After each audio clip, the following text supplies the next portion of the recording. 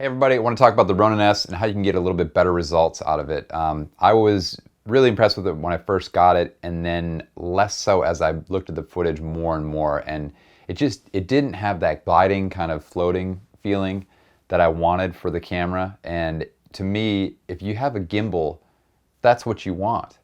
Otherwise, I mean, you could get a shot on a tripod or whatever. So I wanted to really dive in and dig into why that was happening, because this is DJI. I mean, they can make a great product. So without further ado, let's check out what you can do to make your Ronin S a little bit more smooth.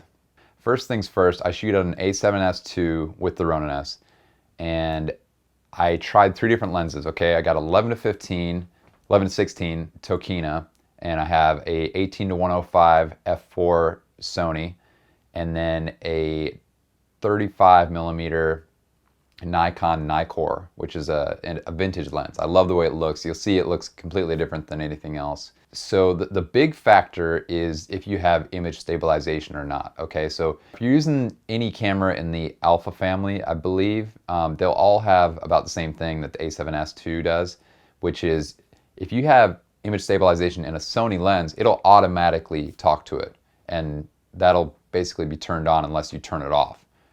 But if you take, for example, that vintage Nikkor doesn't have any electronics on it, you wouldn't have that communication. So all you need to do is set the A7S II to 35 millimeter focal length, and Steady Shot will automatically make that happen. So you'll see the before and afters on the 35 millimeter are crazy. And really all the lenses, if you have Steady Shot, they look pretty damn good, at least at a wide lens. If you don't, it's just garbage. It's not usable. There's no point in even doing it, I don't think. For the standards that I'm looking for, it's just not there. So the other thing that was a huge factor was auto-tuning. You need to auto-tune the motor. So you need to balance the Ronin really well and make sure it's at excellent on all three, pan, tilt, and roll.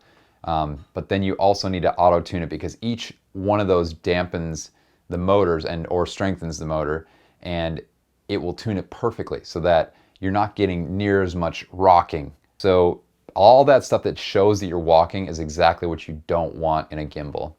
So you need to make sure you auto-tune every time you change lenses, or say if anything gets adjusted, just auto-tune again. It takes like 30 seconds with the app.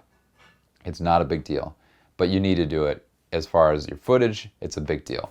So without further ado, let's check out this footage of the 11 to 16, the 18 to 105, and the 35 millimeter vintage Nikkor. Hope you guys enjoy this. If you find anything else that works better than this, let me know. This is the best results I've gotten so far. If you think the Zuno Crane is better, I'd love to hear about that as well. Or any of the Osmos or anything like that, just let me know. Thanks.